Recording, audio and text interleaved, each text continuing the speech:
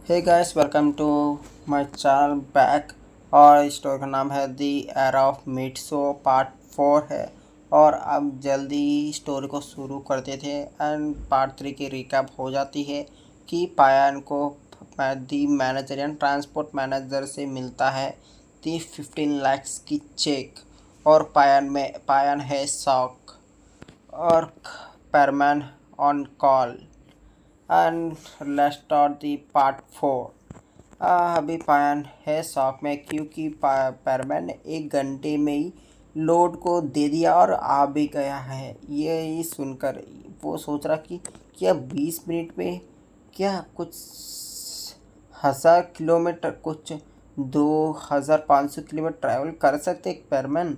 इसके अंदर इतना ताकत है, किसी की परमानेंट सेट के अंदर इतना, ये सोच रहा था। और उसके बाद वो ट्रांसपोर्ट मैनेजर चले चले जाने की जा रहा था, तभी पायम बोलता है कि सारी बात बताता है कि परमैन को। वो बोलता है कि ठीक है, सभी ट्रांसपोर्ट को अलाउ कर दो। और वो मैनेजर से बात करने की मांग करता है और पायन उसको दे देता है कि उसके बैच को, उस मैनेजर को। और परमैन बोलता है कि मैनेजर और कोई भी ट्रांसपोर्ट हो, पूरी जापान में कोई भी ट्रांसपोर्ट हो, सारे ट्रांसपोर्ट्स को मुझे दे दी जाए। मैंने आज कैसे ट्रांसपोर्ट के इतने जल्दी में आपको ट्रांसपोर्ट कर दूंगा, वो भी कुछ डिस्काउंट में ही। वो जल्द में आप किस अमाउंट का बताएंगे, उस अमाउंट का 10% डिस्काउंट देकर मैं 10% डिस्काउंट में तो आपको उस काम कर दूंगा पूरी तरह। और अब जल्दी मुझे पैसे देते रहे और मैं कुछ ही दिनों तक ये काम कर पाऊँगा, उसके बाद नहीं कर पाऊँगा क्योंकि मैं कहीं दूर जा रहा हूँ, इसलिए कहीं काम से बाहर जाने वाला हूँ, इसलिए ये बात सुनकर बोलता है कि ठीक है। और उस दिन ऐसे हो जाती है और पायन अभी भी सदमे में होता है उस पूरी दिन। इसकी वजह से वो कुछ ज़्यादा बाहर भी आता नहीं उसके घर में से बाहर। और वो सदमे ही आता रहता है। अगले दिन पूरी तरह सब मिट से उठता है और न्यूज़, यानी कि उस दिन सुबह पूरी तो जापान में हड़कंप मचा जाता है। यानी कि क्योंकि पैरमैन की वजह से कुछ ट्रांसपोर्ट लोगों को कुछ ज़्यादा यानी ज़्यादा ही उसको मुनाफा फ्री में हो गया। पर पूरी जापान में सारी कंपनीज पैरमैन को ट्रांसपोर्ट के लिए यानी कि कॉन्ट्रैक्ट करवा रहे थे। पूरी ट्रांसपोर्टेशन सब कुछ मिट्सो को ही मिल रहा था, पैरमैन को मिल रहा था कि बहुत जल्दी काम करवा दे। ये कुछ करोड़ों में बिजनेस पैरमैन के लिए, यानी कि कुछ करोड़ों में ही कंटेनर्स उसके लिए इंतज़ार कर रहे थे। उसको ये सब कुछ भी पता नहीं है। उसने कुछ ऐसी बात हो दिया, पर उसको पता क्या क्या है कि उसके पीछे इतना हड़कंप मचा देगा उस मैनेजर। पर पेरमैन को कुछ पता ही नहीं, पर उसको कुछ होगा ही नहीं क्योंकि वो कंटेनर्स कुछ ऐसे बारे हैं एक ही बार में पूरी वो कंटे सब कुछ पैकेज को भी उठा सकते। इसने उसके अंदर इतना ताकत है ही। और उसके बाद ही मिट्सो बाहर जाने की कोशिश करता है और उसके बाद वो सीरी उसके मन के अंदर से बोलते कि हाँ किंग, मैं बोलना भूल गया। आप कभी भी आप अकेले रहने की कोशिश करें ना, उस चीज़ याद है ना, आपने उस दिन बाले की कोशिश करी, यानी कि रनिंग करते हुए आपने किस मेथड को यूज़ करा, उस चीज़ को आप इस बार आपके मन के अंदर यूज़ करें। क्योंकि बाहर की ज़िंदगी में यूज़ नहीं करना, इस बार आपके मन के अंदर यूज़ करते हुए उस सर्किल्स को यूज़ करें। इसके वजह से आपको आपको टैलेंट मिलते रहेगी। आप पार्ट टू को आपको चाहिए ना। वो बोलते कि हाँ, किस चीज़ को तुमने दिया ना, उसके बाद से मुझे पूरी दुनिया की नॉलेज आ चुकी है। और इस दिन में ऐसी कोई चीज़ नहीं है कि मुझे पता नहीं है। एक जीव से उस छोटे क्रिएचर तक पूरी मैटर से सब कुछ मुझे पता है। और उसके बाद वो मिट्सो ट्रांसपोर्ट मैनेजर के पास चले जाता है। इस बार पायन नहीं है, पूरी तरह ट्रांसपोर्ट मैनेजर मिट्सो के साथ ही, यानी कि परमानेंट के साथ ही कॉन्ट्रैक्ट कर रहा था। और पूरी तरह मिर्चो तब यानी परवन में तब आता है। तब उसके बाद ट्रांसपोर्ट मैनेजर बोलता है कि हाँ परवन तुम आ गए।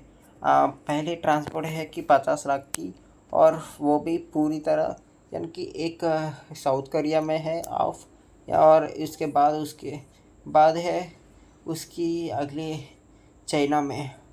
और ये पूरी तरह ट्रांसपोर्ट की डिटेल्स बता देता है। बोलता है कि कब तक तुम पहुंच सकते हो। वो बोलता है कि साउथ कोरिया तो मैं 20 मिनट में, बस 20 मिनट में तो आप मैं डिलीवर कर दूंगा, कोई बात नहीं। और वो बोलता है कि चाइना में तब तक, वो बोलता है कि 20 मिनट्स में पूरी डिलीवरी भी हो जाएगी, कोई बात नहीं। और उसके बाद 10 मिनट में चाइना भी हो जाएगा, और मैं 1 घंटे में यहाँ मैं तुमसे मिलूँगा। वो बात सुनकर वो बोलता है कि ठीक है परमान, और बोलता है वो बोलता है कि पूरी 50 लाख की चेक रेडी कर दो। उसके बाद सुनकर वो बोलता है कि ठीक है, और वो वहाँ से चले जाता है। और उस दिन पूरी तरह वो उस कंटेनर सब कुछ एक ही बार में, एक एक हाथ पे एक कंटेनर, दूसरे हाथ में दूसरा कंटेनर, वो सारे कंटेनर को पूरी तरह ऊपर लेकर चले जाता है और पूरी रफ्तार से निकल पड़ता है।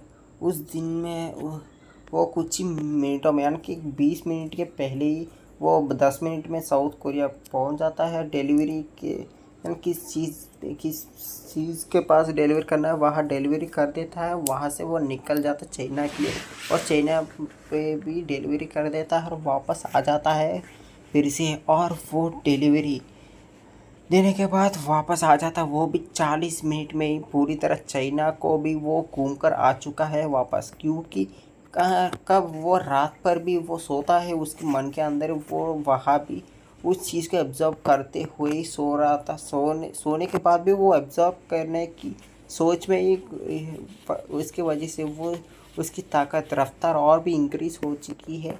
और उसके बाद उस यानी कि उसके मैनेजर के पास से चेक लेता है, और वो दोनों चेक्स को लेकर सिटी बैंक चले जाता है। उस मैनेजर को भी लेकर चले जाता है। उसके बाद पर वो और उसके बाद वो बोलता है कि मैनेजर के पास जाता है, वो चेक्स देते हैं। वो दे के चौंक जाता है कि उसने तो 65 लाख को डिपॉजिट करने की ये लेकर आया है। वो बात सुनकर वो बोलता है कि इतना, वो बोलता है कि मैं कुछ बताना चाहता हूँ। वो बोलता है कि क्या है। वो बोलता है कि कुछ दिनों के बाद कुछ मेरे यानी कि ये 50 लाख, ये 65 लाख से नॉर्मल अमाउंट है, और आगे आने वाला कुछ और भी कुछ क्रॉस में मुझे मनी आने वाली है, कुछ काम पार्ट टाइम वर्क से, इसलिए मुझे मेरे अकाउंट को थोड़े इंक्रीज़ कर सकता। वो बोलते कि हाँ, वो ऐसे इंक्रीज़ करने की लेवल्स भी होते हैं, क्योंकि लिमिट होता है, पर वो लिमिट इसलिए कि इस कार्ड की लिमिट इतना ही होता है। तब आप 10 करोड़ से ऊपर की आप मनी को ऐड करते हैं, तब आपकी कार्ड को चेंज करने पड़ेगा। आपकी लेवल्स होते हैं उस कार्ड्स की, इसलिए वो बोलता है कि इसे मैं पहले चेंज करना चाहता हूँ कि मेरी ये है ना, मेरी कार्ड को मैं 100 करोड़ से भी यानी कि एक 100 करोड़ की कार्ड कर देना चाहता हूँ। वो बोलते कि क्या लिटरली आप सच बोल रहे हैं। वो बोलता कि हाँ, फिक्स डिपॉजिट कितना है। वो बोलता है कि ऐसे 2 करोड़। वो बोलता है कि कोई बात नहीं, ठीक है, और मैं अभी 65 लाख डिपॉजिट कर रहा हूँ, और कल मैं आकर आपको 1 करोड़ फिक्स डिपॉजिट कर दूँगा। अगले दिन मैं मुझे लगता है 1 दिन तो लगेगा ना कार्ड के लिए, और मैं तब कार्ड लेकर जाने के लिए कोशिश करूँगा, तब मैं बाकी अमाउंट फिक्स डिपॉजिट कर दूँगा। ये बात सुनकर बोलता है कि ठीक है परमान।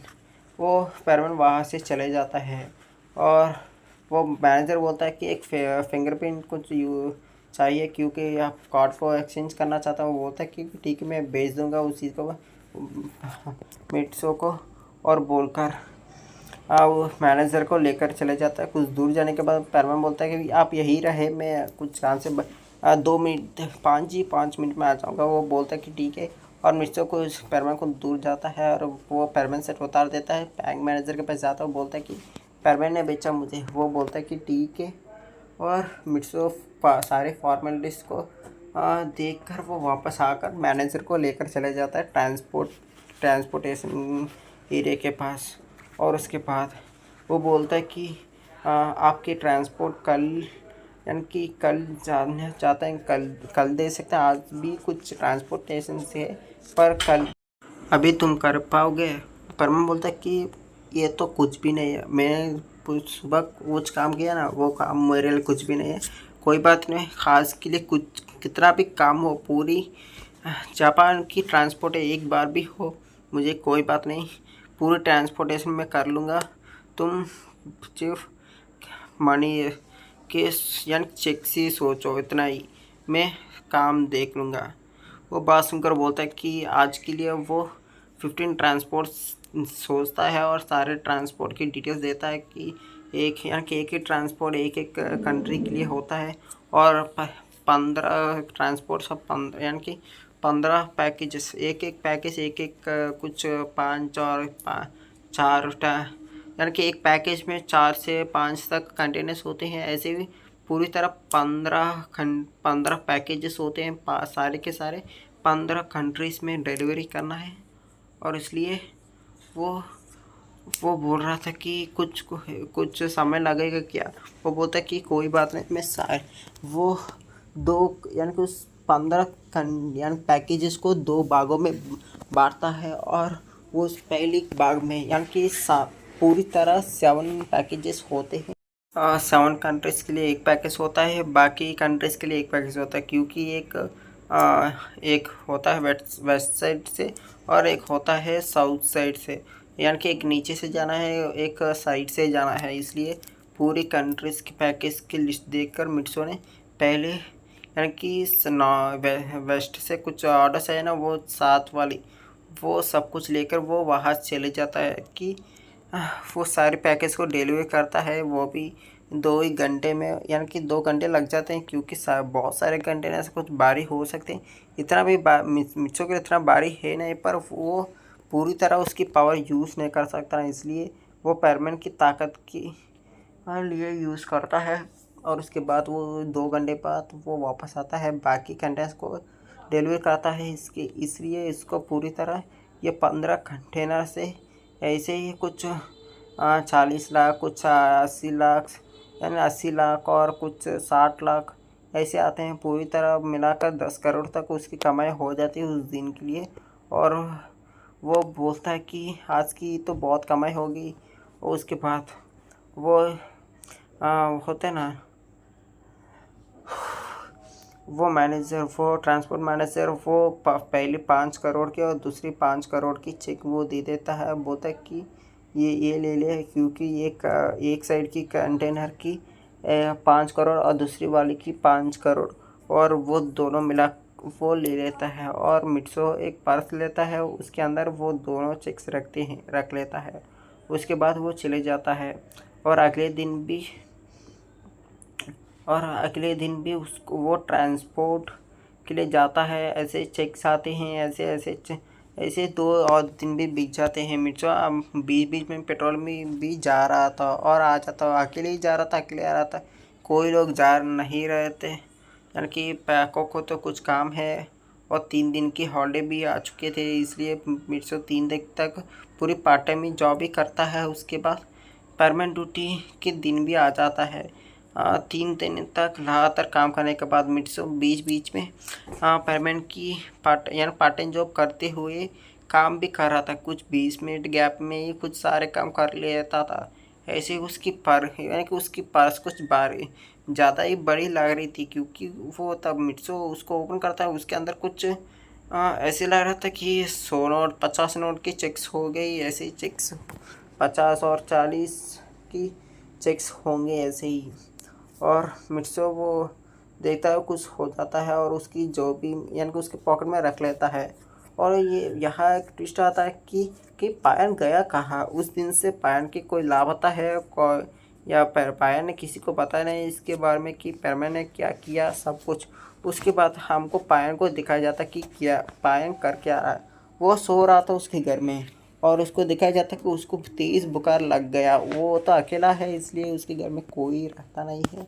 उसके बाद ही वो इसलिए वो ऐसे हो गया कि पैरमैन की ताकत को देखकर, उसके बाद उसकी रफ्तार को देखकर, वो उसकी सारी हरकत को देखकर उसकी पूरी तरह शरीर दिल में हाल गया है। उसकी सारे के सारे नसें उसकी स्ट्रेस से उसको तेज़ बुखार लग चुकी है। इसके वजह से परमानेंट भी पूरी तरह काम से होने की वजह से सारे परमानेंट्स उसके अपने अपने काम हॉलीडेज का एंजॉय करने की वजह से किसी को पता नहीं कि पायन को हुआ क्या है।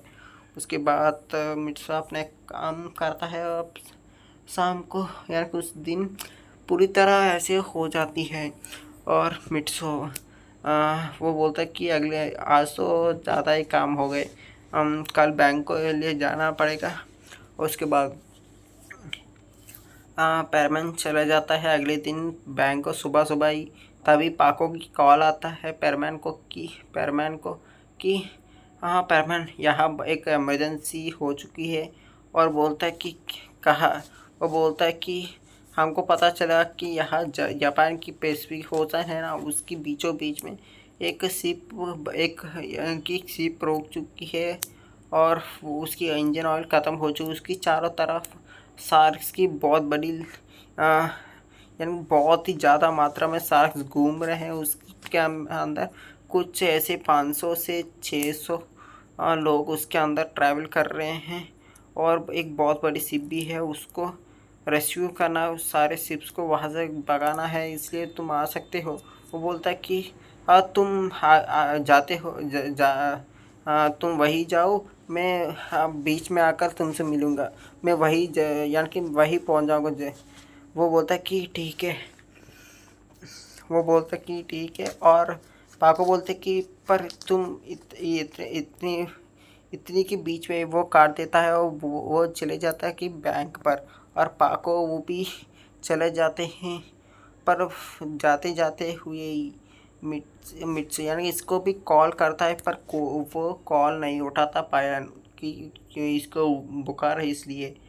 और 2-3 बार कॉल करने के बाद पायन उठाता है, बोलता है कि मुझे तेज़ बुखार है, मैं नहीं आ पाऊँगा। पाको बोलते कि ठीक है। और पाको अब वो भी चले जाते हैं वहाँ के लिए। और वो जा रहे थे और मिट्सो वो बैंक के लिए चले जाता है और वो उसकी कार्ड को पहले 2 करोड़ की फिक्स डिपॉजिट कर रख के पूरे तरह, और वो कार्ड को ले रखता है। उसके बाद उसने पैरमैन और मिट्सो की एक ही तरफ फिंगरप्रिंट रखा है, इसलिए डिपॉजिट कोई भी करे और कोई भी यूज़ भी कर सकता है, मिट्सो और पैरमैन दोनों मिलाकर ही। इसके बाद वो उसकी पर्स से सारे के सारे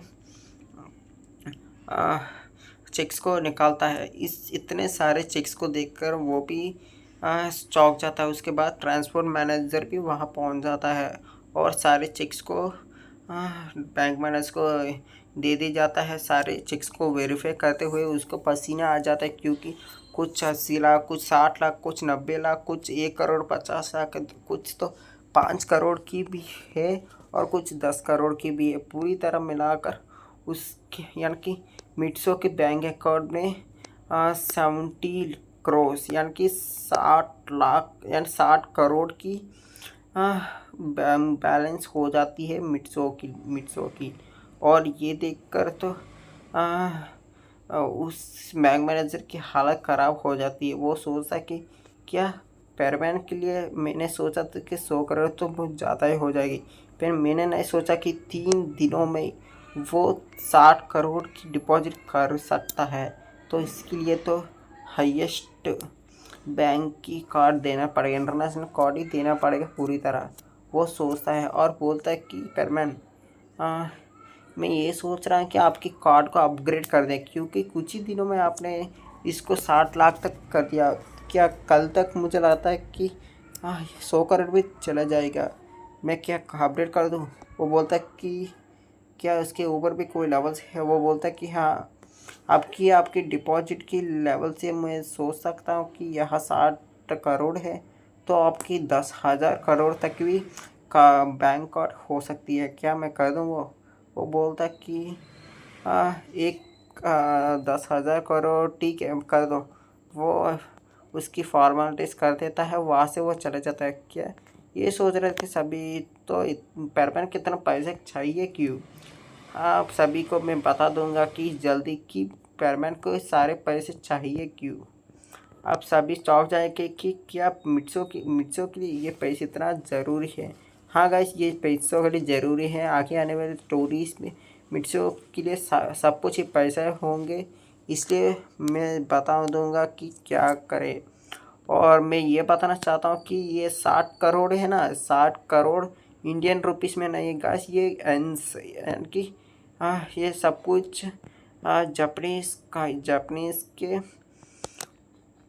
पैसे में कन्वर्ट हो गए हैं, इसलिए ये सारे के सारे इंडियन करेंसी में तो कुछ ज़्यादा ही पैसा हो चुकी होगी। और मैं जापानीज़ की लैंग्वेज में बता दूंगा कि 60 करोड़ हो गया। उसके बाद मिट्सुआ आगे आगे काम करते रहेगा और आगे चले जाते हैं। फिक्सर पर जो हो चुकी है और पेरमैन के लिए आधे घंटे हो चुकी है। और पाया यानी कि पाको और रूबी अभी तक के आधे रास्ते भी नहीं पहुंच चुके हैं। और पेरमैन वो मैनेजर को बोलता है कि मैं किसी काम से पैसिफिक ओशन तक जा रहा हूँ, मुझे लगता है कि ऐसे कि 1 घंटे हो जाएगा। वो बोलता है कि 1 घंटे तक आप क्या करें? वो बोलता है कि वहाँ कुछ काम है, और वह एक्सप्लेन करता है कि क्या हो रहा है, इसलिए वो उसको 1 घंटे लगेगा सबको रेस्क्यू करने के लिए। और वो बोलता है कि 1 घंटे में वापस आ जाऊँगा, कोई भी काम हो रेडी कर दो, मैं तुरंत ही डिलीवर कर दूँगा। वो बोलकर वो वहाँ से चले जाता है। और ट्रांसफर मैनेजर बोलता है कि भाई इस पेरमैन की वजह से मुझे तो बहुत ही ज़्यादा मुनाफा हो चुके, फ्री में तो पैसे मुझे हारा 10 पहले ही 10% डिस्काउंट है, उसके बाद ही उसमें तो कुछ परसेंट ऐसे मैं रख रहा हूँ, क्योंकि उसको इस डील देने के लिए ये सब कुछ मिलाकर तो मुझे फ्री में पैसा आ रहा है। अब तक कुछ सालों में मैं कितना भी कमाया उस सब कुछ इस 3 दिनों में मैं कमा दिया सब कुछ। ये सोच रहा था उसकी कमाई इतना बढ़ चुकी है।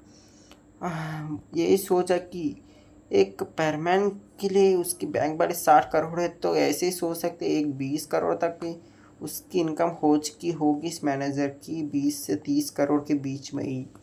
और उसके बाद पेरमैन निकल पड़ता है कि पैसिफिक ओशन के लिए, और वो पूरी तरह ऊपर तक उड़कर वो चला जाता है। कुछ देर के बाद तो कुछ बादलों के ऊपर से पाको और वो भी जा रहे थे बादलों को ऊपर से। उसको एक कुछ ऊपर कुछ जाते हुए ऊपर दिखते कि कुछ चीज़ तेज़ रफ्तार से चला चुका है। उसको लग रहा था कि एक नॉर्मल इंसान के आगे से एक बुलेट ट्रेन की जैसे कुछ चीज़ जा रही थी, पर वो उतने स्पीड में भी देखते कि पेरमैन के जैसे कुछ कोई है तेज़ी से जा रहा है। यही सोचता है कि पेरमैन इतना तेज़ी से कोई जाएगा, वो पेरमैन हो नहीं सकता। कोई प्लेन होगी, वो सोच रहा प्लेन भी इतना तेज़ी से होता नहीं, कोई जेट होगी। मुझे नहीं लगता कि जेट प्लेन होगी, जेट प्लेन तो बहुत आवाज़ करते हैं और यहाँ से तो इतना ऊपर उड़ नहीं सकते वो चीज़। यह क्या हो सकती है, ये सोच रहे थे। वो तेज़ रफ्तार से उस दोनों के से पावर मिलाकर वो उड़ते जाते हैं। उसके बाद मिट्सो वहाँ उस पैसिफिक ओशन की इमरजेंसी प्लेस में पहुँच भी जाता है, इस दोनों के बातें के बीच में ही। उसके बाद पेरमैन अपने उसकी रेस्क्यू काम करने लाता है, और वो सभी लोगों को पहले हड़कंप से यानी कि शांत करता है और बोलता है कि मैं सब कुछ हल कर दूँगा, आप शिप के अंदर अपने अपने कमरे में चले जाए। और सभी लोग जाने के बाद पेरमैन पहले तो ये था कि एक टुकड़े यानी कि टुकड़े के ऊपर ही शिप जा चुकी, इसके वजह से ही ये इस शिप को यानी खिला नहीं पा रहे हैं सभी। पहले पेरमैन उस शिप को पकड़ता है नीचे से, और उस शिप को उठाकर पीछे हटवा देता है, और उसको पानी में धीरे से लैंड करता है। उसके बाद वो नीचे से वो ऊपर आ जाता है, बोलता है कि सब कुछ ठीक है, आप इसको घुमा सकते हैं। वो बोलता है कि कुछ मुश्किल होगी। वो पेरमैन कुछ पीछे और लेकर चलवा जाता है। उसके बाद वो उस शिप को स्टार्ट करते हैं, पर वो देखते हैं कि चारों तरफ ज़्यादा एक शार्क्स हैं, पर इस या बीच इससे टकरा कर भी और पूरी शिप हिल जाएगी। कुछ कुछ टूट गया तो पूरी तरह शिप भी पूरी तरह पानी के अंदर चल सकती है। यही सोच रहे थे। परवन बोलता कि ठीक, मैं कुछ करता हूँ। ये बोलकर परवन पहले उस शिप से कुछ नीचे आ जाता है और उसकी मेंटल यानी कि उसकी मेंटल पावर से, मेंटल स्ट्रेंथ से उस सारे के सारे शार्क्स के मेंटल स्ट्रेंथ पर अटैक करता है। यानी कि उस किस चीज़ की मेंटल स्ट्रेंथ ज़्यादा होगी तो उस चीज़ से वो लोग नीचे लेवल की लोगों को हर्ट कर सकते हैं उसकी मेंटल पावर से। ऐसे सारे शार्क के ऊपर मिट्सो के मेंटल पावर रख देता है। इसके वजह पूरी शार्क की पूरी प्रजाति उसकी वहाँ कितना भी शार्क है, वो छोटी छोटी मछली भी सारे के सारे पागल से हो जाते हैं। वहाँ से तुरंत मिनटों में भाग जाते हैं। और ऊपर परमान आता है, बोलता है कि सब कुछ हो चुका है तो मैं जा रहा हूँ, सब नीचे अच्छे से चले जाना। ये बोलकर वो पूरी तरह ऊपर आता है, वो वापस भी चले जाता है।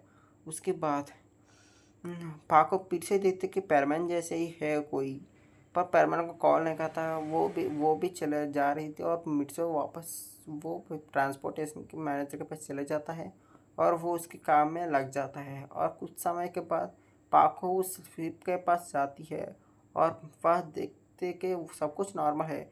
वो शिप कैप्टन के पास जाते हुए बोलते कि हाँ सब कुछ नॉर्मल हो गया। वो बोलते कि हाँ हो गया ना, आपकी पैरमैन नंबर 1 है ना, उसने आया सब कुछ ठीक करके चला गया। वो बोलता है कि क्या पैरमैन नंबर 1 वो कब आया? वो बोलते किसी तरफ आपकी तरफ आई ना। वो बोलते कि यहाँ क्या क्या हुआ, क्या क्या सब कुछ पैरमैन ने किया और कैसे पैरमैन इस शिप को उठाकर पीछे हटवा दिया और उसके बाद सास को डरा कर भगा दिया आकाश से। यह सब कुछ सुनकर पाको को भी कुछ अजीब लगता है और शौक भी लगता है कि एक झटके से जैसे, क्योंकि एक इतनी बड़ी शिप को तो चारों पैरमैन क्या उसको उसको लगता है कि 10 पैरमैन मिलाकर भी उसको पीछे हटा नहीं सकते। इतनी बड़ी चीज़ को मिट्सो ने कहा यानी पैरमैन ने अकेले पीछे हटवा दिया। और सारे एक मिट्सो को तो एक शार्क से क्या, एक शार्क की बेबी से भी डर लगता है। इतनी सारे शार्क्स कुछ कुछ 300-500 की शार्क्स को तो ऐसे ही उस खियन के नीचे आकर उसको डरा कर भगा दिया। ऐसे कैसे हो सकते हैं? और ये देखते हुए मुझे लगा कि नीचे देख पा रहा हूँ कि शिप के नीचे एक मछली भी उसकी शिप के चारों तरफ नहीं आ रहा है। इसकी कारण क्या हो सकती है? क्या पैरमैन की वजह से है?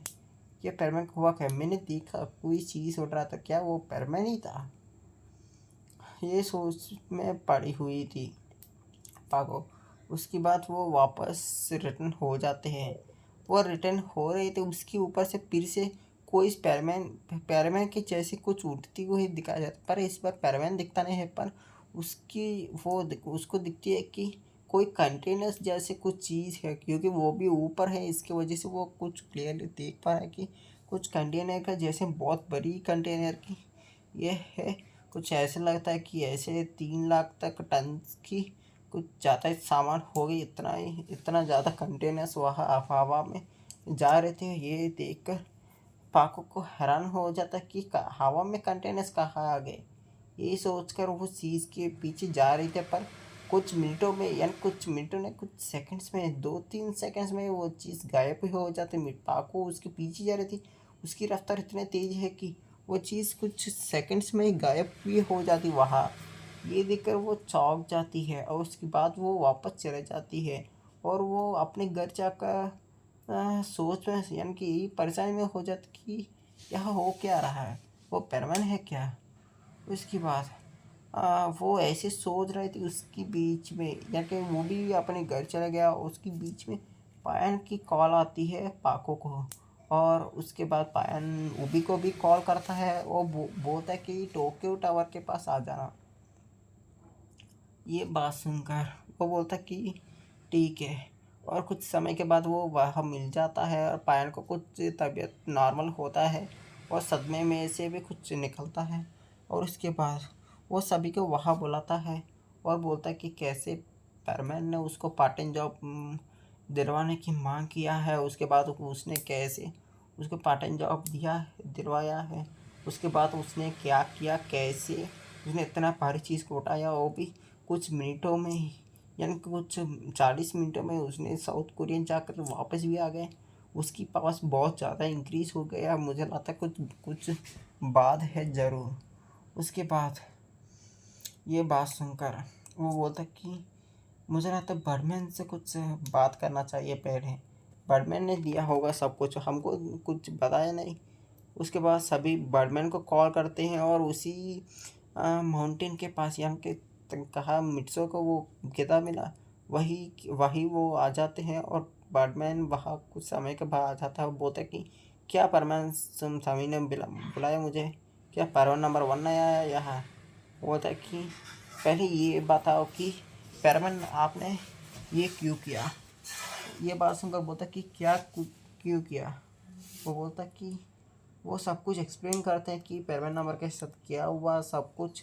ये बात सुनकर वो बोलता कि क्या ऐसे कैसे हो सकती है, पैरमैन की पावर पे कुछ लिमिट होते हैं कि इस प्लानट तक तो पैरमैन की पावर 600 से ऊपर है नहीं, क्योंकि पैरमैन की पावर हमारे प्लानट में 1000 तक है। उसके पास पैरमैन सेट, नॉर्मल पैरमैन सेट है, वो भी 600 का। उसकी पावर इतना हो नहीं सकती। आप सभी झूठ बोल रहे होंगे। ये बात सुनकर वो बोलता है कि बर्डमैन बोलता है कि पहले मैं देख लेता हूँ अपने कंप्यूटर में।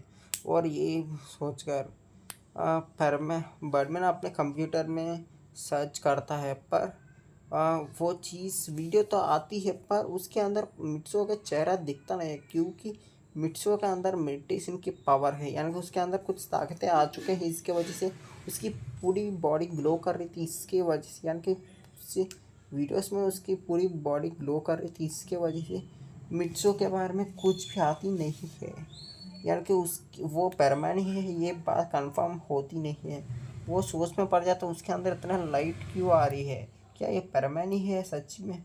यही सोच रहा था। सारे वीडियोस को भी देखता है कि सभी में परमानेंस ग्लो कर रहा था, वो दिखता नहीं है कि वो परमानेंट सेट भी पहना हुआ। इतनी ज़्यादा रोशनी आ रही है उसके अंदर। वो सोचता है कि ऐसे मेरा इधर वीडियो में मेरे का डिस्क में हो रहा है कुछ प्रॉब्लम, ये सोच रहा था। वो सोचता है कि डायरेक्टली परमान को देख लेते हैं चलकर। ये सोचकर वो देखता है, परमान को बोलता है कि अब परमान नंबर 1 हो है कहाँ। वो बोलता है कि चले मैं चले लेकर जाता हूँ कि कहाँ लेकर जाना है। उसके बाद वो लेकर जाता है कि एक प्लेस पर, यहाँ ट्रांसपोर्टेशन एरिया के पास। और वहाँ जाकर वहाँ मैनेजर को देखता है, बोलता है कि हाँ परमान नंबर 1 कहाँ है। वो बोलता है कि हाँ अभी परवन नंबर 1 कुछ किसी लोड कंटेनर को लेकर अभी अमेरिका ही गया है। ये बात सुनकर बोलता है कब तक आएगा। बोलता है कि ऐसे ही 20 मिनट हो गया, मुझे लगता है कि वो उसने बोला कि 20 मिनट में जाकर आ जाऊँगा, और 20 मिनट पूरे होने वाले हैं, 2 मिनट में मुझे लगता आ जाएगा। बोलता है कि क्या 20 मिनट अमेरिका चल सकता कोई? वो बोलता है कि पापा को यही बोलती है। बर्मन बोलता है कि मुझे भी पता नहीं है कि मेरी ताकत इतना नहीं है कि मैं 20 मिनट में तो अमेरिका भी जा सकता हूँ यहाँ से। यही बोल रहा था। और तभी वहाँ बर्मन सब ऊपर देखते हैं, वहाँ बर्मन तेज़ रफ्तार से वहाँ एक पॉइंट पर आकर रुकता है और बहुत तेज़ी से नीचे आकर लैंड भी हो जाता है। उसकी प्रेशर इतना होता है, यानी कि वो बर्डमैन के आगे ही कुछ, यानी कुछ फुट, यानी कि ऐसे बता सकते कि 2-3 फुट्स के आगे वो लैंड करता है। इसके वजह से कुछ प्रेशर निकलती है, पर चारों तरफ कुछ एफर्ट नहीं होता, पर बर्डमैन पैरमैन सभी के लिए एफर्ट होते हैं। ये इसके वजह से वो कुछ ज़्यादा ही उसकी आग से, यानी कि तेज़ प्रेशर उसको पड़ता लगता है, और सभी भी कुछ कदम पीछे भी हो जाता, कुछ ज़मीन में गिरने भी लगते, इतना ज़्यादा प्रेशर लग चुकी है सभी के ऊपर। पर कि वाकई किसी लोगों पर कोई भी प्रेशर होती नहीं है, ऐसे क्यों पता नहीं। और परवन नंबर 1 बोलता है कि ठीक है ट्रांसपोर्ट मैनेजर, बाकी का कम गया, अभी कोई काम है? वो बोलता है कि हाँ कल भी, हाँ आज तो एक और ट्रांसपोर्ट है, पर कुछ ज़्यादा ही ज़्यादा है, और खाली तुमने यानी कि आज सुबह तुमने लेकर जाए ना उससे 3 गुना ज़्यादा ज़्यादा है वो बोलता है कोई बात नहीं मैं लेकर चला जाऊँगा, मुझे जल्दी ही काम दे दो। वो बात सुनकर वो बोलता है कि हाँ सब कुछ रेडी हो चुकी है। और ये वो कुछ बोलने लगा था उसके बीच पे ही पायल उस ट्रांसपोर्ट मैनेजर को साइलेंट होने के बात बताता है। और बर्डमैन उस तीनों को यानी कि उस तीनों को देकर साइड में चुप जाता है। उसके बाद पैरमैन वो उस रोड के पास जाता है, उस चीज़ को हाथ लगता है। वो चीज़ को बर्डमैन देखते हैं, बोलते हैं ये इतनी बड़ी है, मुझे लगता है कि इस चीज़ को मैं भी उठाने के लिए कुछ ज़्यादा मेहनत पर लगेगा मेरे लिए भी, यही सोच रहा था। उसके बाद बर्डमैन उसको एक हाथ से ही वो बहुत आसानी से उस चीज़ को यानी 1 सेकंड में हवा हवा में इतनी तेज जाता है, यानी पहले धीरे से जाता कुछ यानी नॉर्मल से ऐसे लगता है कि आप एक ग्लास के यानी कि एक बॉल को नॉर्मल से ऐसे उठाते हैं तो कैसे लगा ऐसे ही होता है, पर कुछ ऐसे ही यानी कि one by half half kilometre के ऊपर जाने के बाद उस चीज़ को 1 मिनट में यानी कि पैरमैन नंबर 1 है उस चीज़ को इतनी तेज़ी से एक पॉइंट तक जाता है कि उस चीज़ को देखकर बर्डमैन को भी यकीन नहीं होता कि क्या पैरबेंसर के अंदर इतना भी ताकत हो सकती है, यही सोच रहा था। और वो देखते हैं कि उसकी डिस्क में से कि वो चीज़ को और वो देखते हैं कि उसमें भी उस पैरमैन ग्लो कर रहा था। उसके बाद उसको बर्डमैन सोचते हैं कि क्या पैरमैन नंबर 1 के पीछे करें। वो सोचते हैं कि आओ, ये सोचकर वो उसकी डिस्क में बैठ जाता है क्योंकि उसकी डिस्क की पावर बर्डमैन से 10 गुना ज़्यादा है क्योंकि वो स्पेसशिप है इसलिए। और सभी लोग उसमें बैठ भी जाते हैं, उसमें जो इतने बड़ी है पर बर्डमैन इस बार दूसरे डिस्क को लेकर आ चुका है। इसमें 4 पैरमैन भी बैठ सकते हैं पर एक पैरमैन कम है। और वो भी बर्डमैन मिट्सो के पीछे चला आ जाता है और यानी ऊपर आ जाता पर वो इनविजिबल है अभी। पैरमैन भी देखता है पर पैरमैन देखने पर भी दिखा सकता है बर्डमैन क्योंकि उसके पास अंदर से कुछ ताकतें हैं इसकी वजह से। और कुछ समय के बाद हम देखते हैं कि मिट्सो की तब वो ऊपर आता है और वो कुछ यानी कि वो उसको सोचता है कि मुझे नींद आ रही है, सुबह से काम कर रहा हूँ पर मुझे कुछ लेजीनेस कुछ हुआ नहीं है पर बोर लग रहा है कि इतने हल्की हल्की सामान को उठा कर ये इतना भी भारी है नहीं, बहुत हल्का है। मुझे लग रहा है कि मैं कोई ऐसे लग रहा है कि मैं कोई बॉल यानी कैसे कुछ पेपर के टुकड़े जैसे टुकड़े को मैं उठा रहा हूँ। मुझे इतना भारी भी है नहीं ये चीज़, ये बहुत ही हल्का है, इसके कारण हो क्या सकती है, ये सोच रहा था वो। और उसके बाद और इस चीज़ को देखकर बैटमैन सोचते क्या पैरमैन को ये चीज यानी कि ये चीज़ उठाकर उसके एक कागज़ के टुकड़े को उठाने कर बराबर भी है नहीं कि इसके अंदर इतना ताकत कहाँ रहा है। क्या पैरमैन सर इतना ताकत दे नहीं सकती, क्या पैरमैन सर के अंदर कुछ हो गया, ये सोच रहा था। तभी पैरमैन एक झटके से वह गायब हो जाता है। ये देखकर लिटरली बर्डमैन को हिल जाता है क्योंकि पाको तो वो सोच रहे थे क्या पैरमैन गायब हो गया। बर्डमैन बोलते नहीं, पैरमैन यहाँ से उड़कर गया, उसकी रफ्तार इतना तेजी है कि मैं भी पूरी तरह देख नहीं पाया पर मैं बर्डमैन इसकी वजह से मुझे दिखा दे रहा कि उसने आगे से गया है। मेरे लिए भी यह मुश्किल है कि यकीन करना। वो उसकी डिस्क में फिर से वापस देखता है कि उस चीज़ कितनी रफ्तार से किया है। वो चीज़ को फिर से देखता है, वो देखते लिटरल चाव जाते क्योंकि उसकी स्पीड यानी मिट्सो की स्पीड को कैलकुलेट करते हैं। वो देखते हैं कि कुछ लाख ऑफ किलोमीटर्स यानी कि 1 मिनट में यानी कि 1 घंटे में कुछ लाखों किलोमीटर ट्रैवल करने की ताकत है उसके अंदर, यानी कि उसके अंदर इतना स्पीड है, इतनी स्पीड से उसने ट्रैवल किया है। ये देखकर वो चौंक जाता कि ये नहीं हो सकता, कुछ तो गड़बड़ है यहाँ। पैरवे नंबर 1 ने हमको कुछ बताने पर मजबूर कर रहा है। ये सोचकर वो वापस मित्सो के घर चले जाते हैं सभी लोग। वहाँ जाने के बाद वहाँ रोबोट को देखते हैं। रोबोट बोलते हैं कि यहाँ क्या हुआ, और सब कुछ जो वो बर्डमैन के साथ पाको पायल वो भी आए ना, वो सब कुछ एक्सप्लेन करते हैं। ये सोचकर वो ये सुनकर रोबोट बोलता है कि क्या सच है। आजकल मैं देख रहा हूँ कि परमन की कुछ यानी परमन कुछ अजीब से हरकत कर रहा है। सब 1 वीक के पहले वो छुट्टी लिया ना, 1 वीक के लिए, उसके बाद से वो अलग ही दिखने लगा है। और उसकी बॉडी लैंग्वेज, उसकी बातें, उसकी समझदारी, और उसकी अंदर उस यानी कि उसको उसकी 6 पैक की बॉडी, यानी कि नॉर्मल बॉडी से वो 6 पैक जैसी बॉडी, और नॉर्मल से आके से एक डरावनी से आके एक स्ट्रेंज आइस, एक स्ट्रेंज आंखें, और अजीब से शकल जैसी होना। और उसने तो मुझे बैंक अकाउंट क्रिएट करवाया, वो भी उसकी परमैन की पहचान से। ये सुनकर उसकी ये सभी बातें के बाद लास्ट में वो बैंक अकाउंट की बात सुनकर बड़बम चौंक जाता है, बोलते कि क्या क्या बोल रहे हो।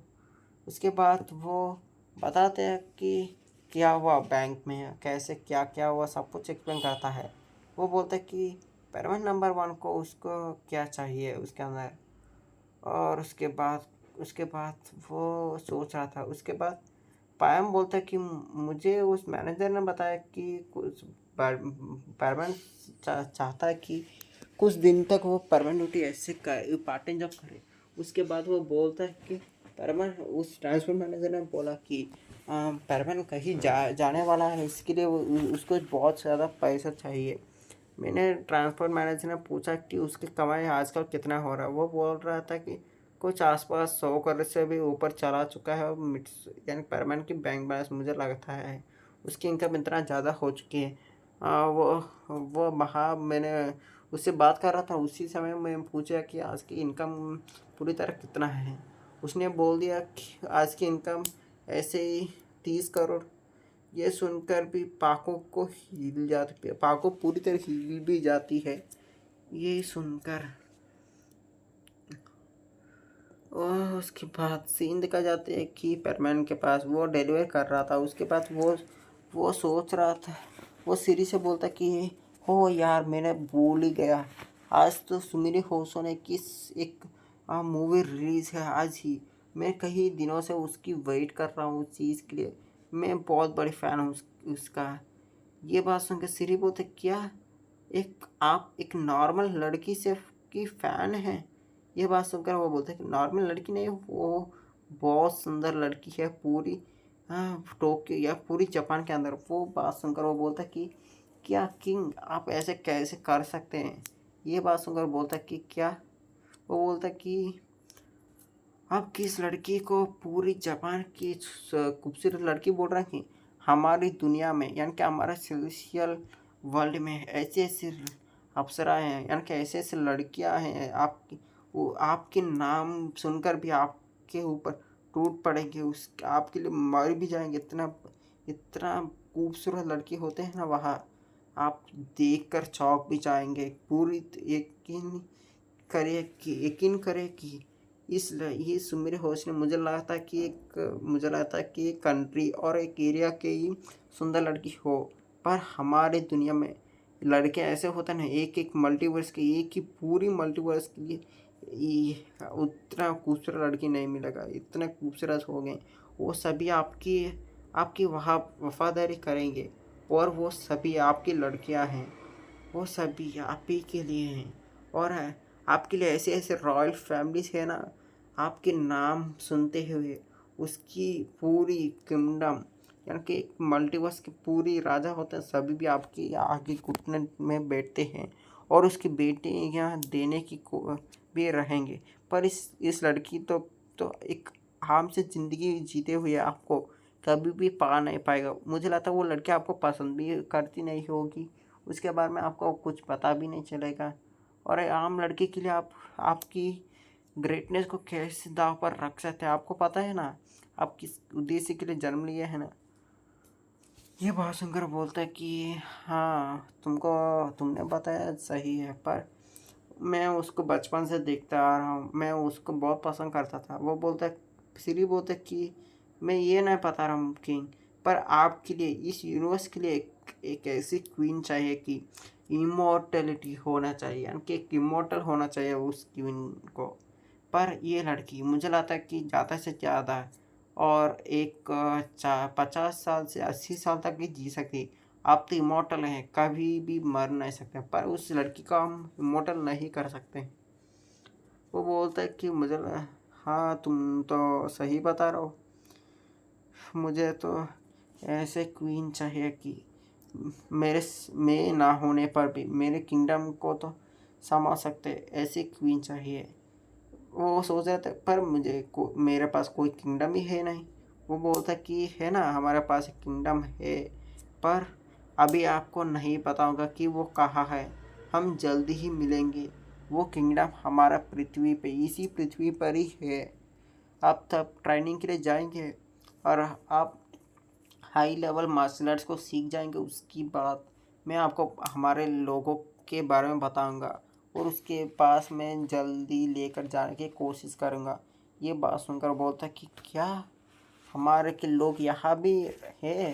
वो बोलता है कि हाँ हमारे बेस है यहाँ, और कुछ मिलियंस ईयर्स के पहले हमने यहाँ एक बेस बनाया है यानी कि इस वर्ल्ड को प्रोटेक्ट करने के लिए, यानी कि इस यूनिवर्स को वो चीज़ प्रोटेक्ट करती है पूरी तरह, वो भी पृथ्वी पर ही है।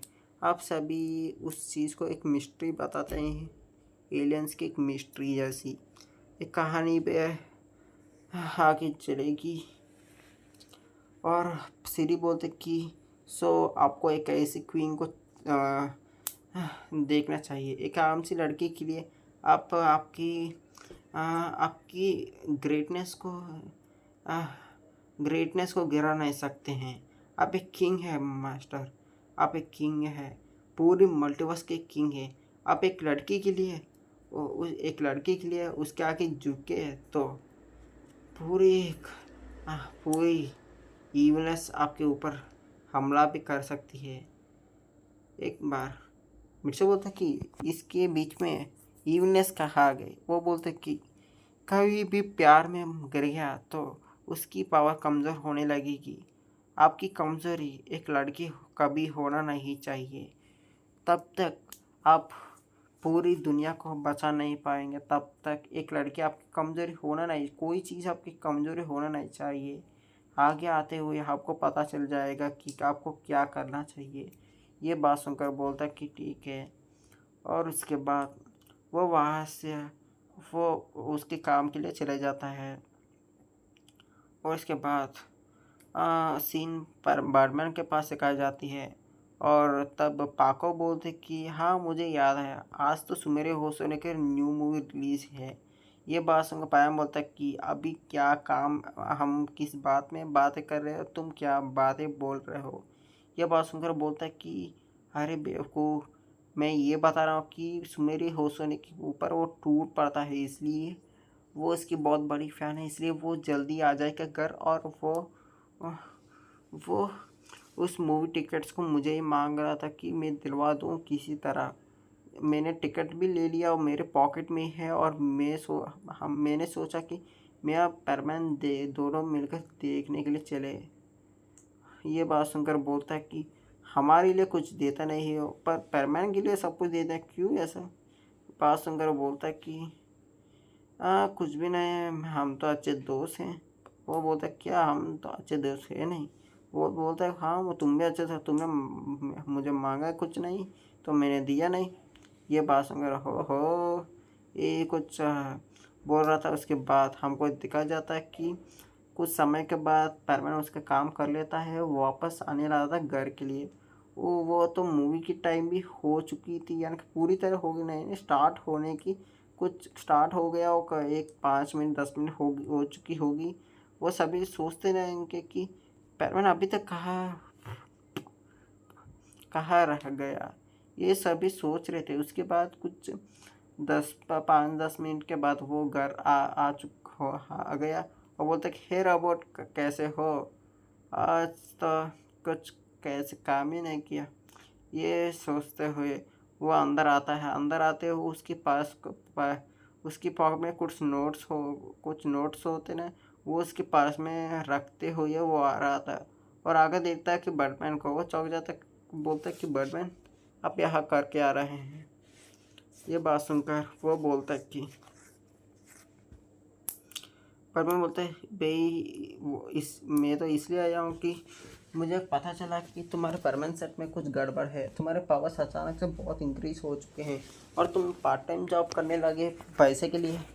ये बात सुनकर वो बोलता है कि हाँ मुझे कुछ पैसा चाहिए किसी काम से। वो बोलता है कि पार्ट टाइम जॉब करने मैंने तुमको हॉलीडे दिया कि तुम एंजॉय करें। वो बोलता है कि पैसे हॉलीडे तो मेरे लिए क्या बट मैंने इसलिए मैं इसके बीच में कुछ काम कर रहा था।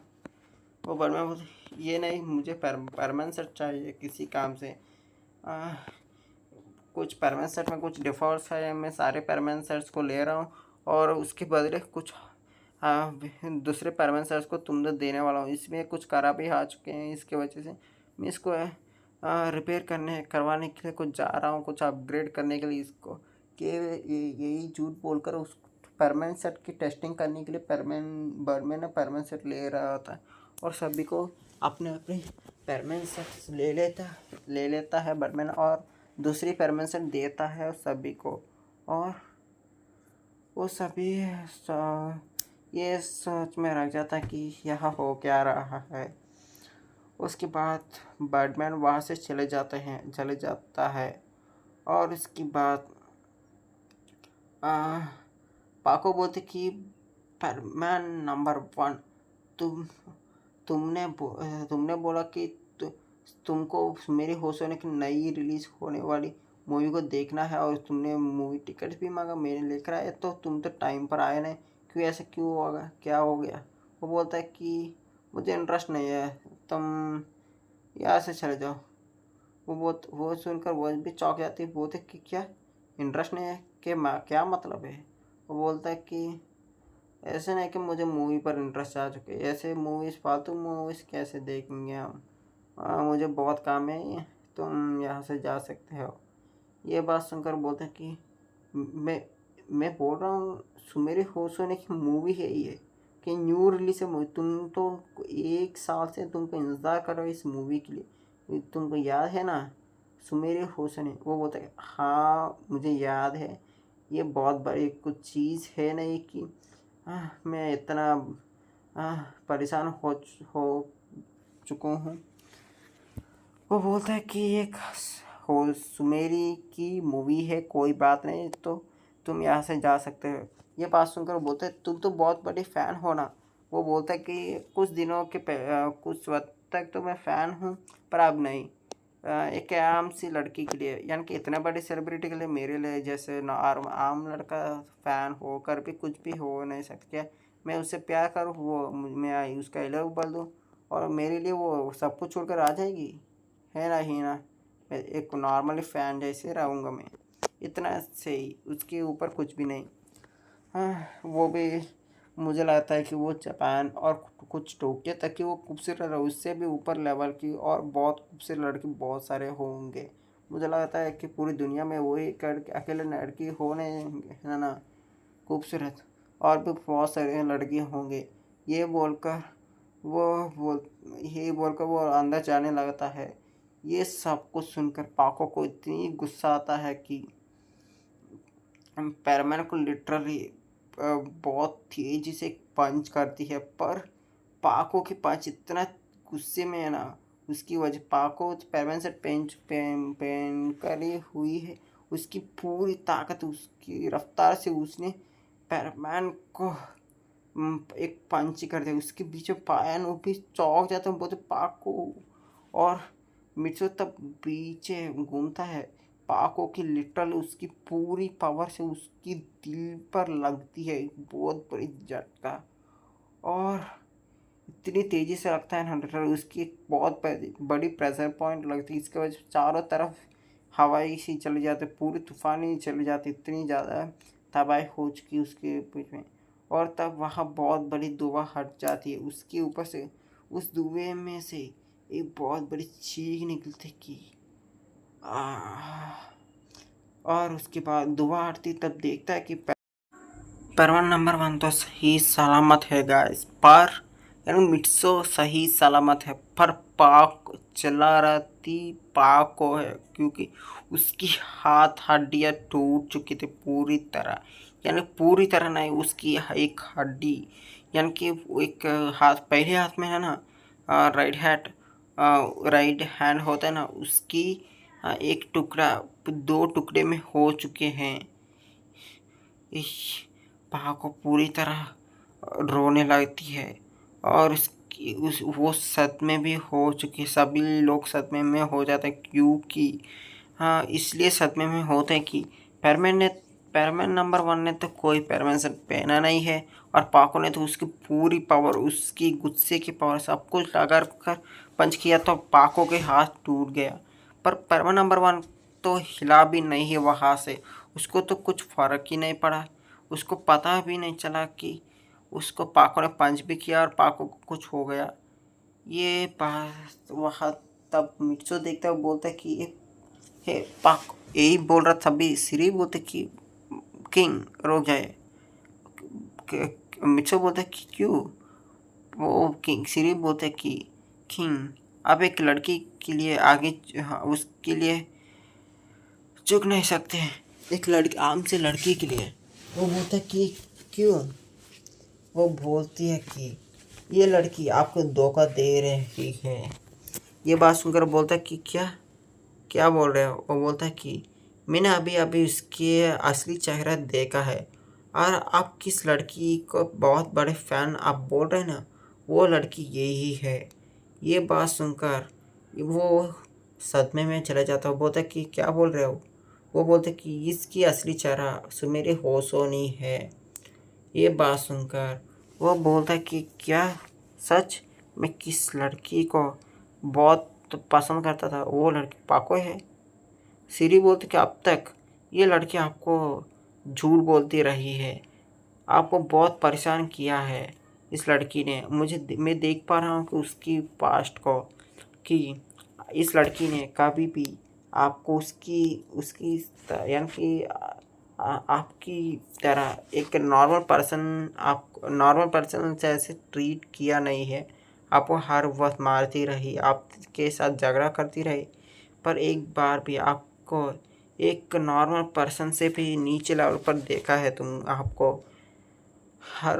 इस वक्त पर भी आपको इतनी बहुत बड़ी पंच किया ना, रियल में बता रहा हूँ आपको।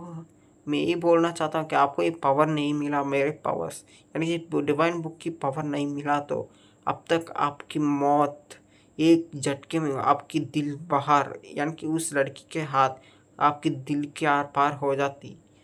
पर इस बार आप ही देखे कि इस लड़की ने कुछ ना समझते हुए आप कितनी बड़ी नुकसान करने के लिए आ गई। पर एक झट में आप ही सोचे, अगर नॉर्मल पर्सन होते अब तक मार गए हो गए। हाँ, इस लड़के को क्या होगा? ज़्यादा से ज़्यादा हाँ वो चले जाएगी, बोलेगी कि मुझे कुछ पता ही नहीं, पर मरेंगे तो आप ही है ना।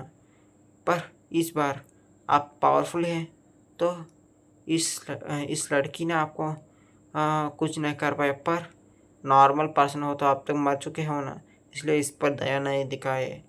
ये बोल रहा था, ये बोलती है। इस बात सुनकर उसको उसकी सभी यादें, यानी सुमेरी के साथ पाको के सभी यादें पूरी तरह ब्लर होने लगता है, और ब्लैक और उसकी सारे कारनामे में ईविलनेस दिखाना जारी हो चुकी है। यानी कि सभी यादों में पाको और सुमेरी की मिलाकर सब कुछ चीज़ें, सब कुछ ईविलनेस से दिखाई देने लग चुकी है। ये बात सुनकर उसको बहुत गुस्सा आ रही थी।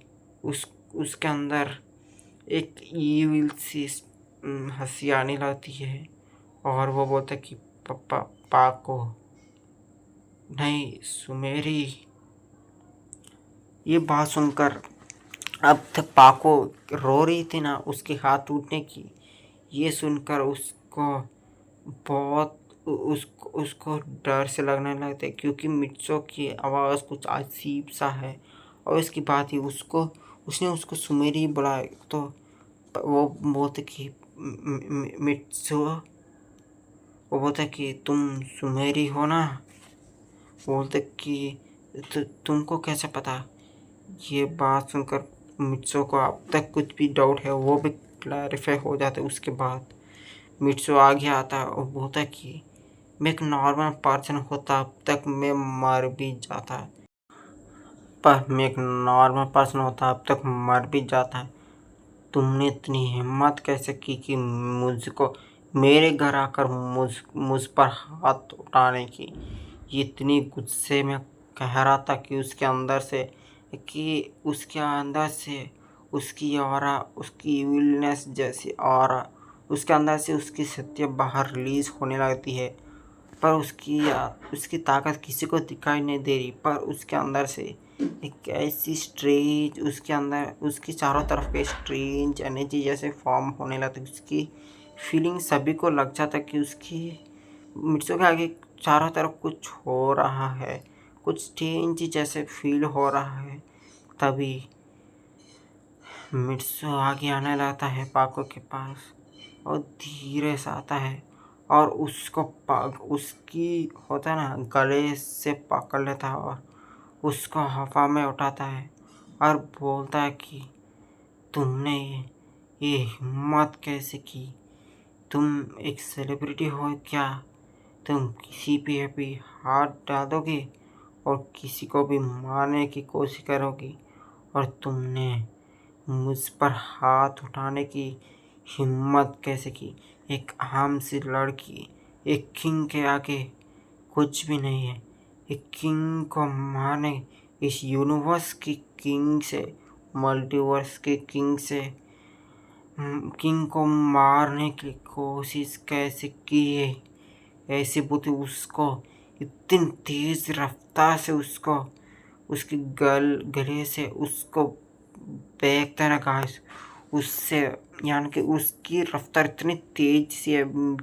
मिर्चो उसको फेंकता है कि मिर्चो की खिड़की होता ना उसको हजार टुकड़े करते हुए पाको उसको पार करते कहीं दूर, कुछ मिनटों में या कुछ सेकंड्स में वहाँ से गायब हो जाए। इतना तेजी से वो ट्रैवल करते हुए कहीं दूर चले जाती है, कहीं दूर या कुछ पहाड़, कुछ होता है ना, कुछ बिल्डिंग्स को टकराते हुए उसके आर पार होते हुए कहीं दूर जाकर एक दीवार से टकरा के वहाँ गिर जाती है। उसकी हेलमेट के अंदर से भी खून आने लगता है इतना तेज से। उसकी पहले ही उसके हाथ टूट गए, उसके बाद उसकी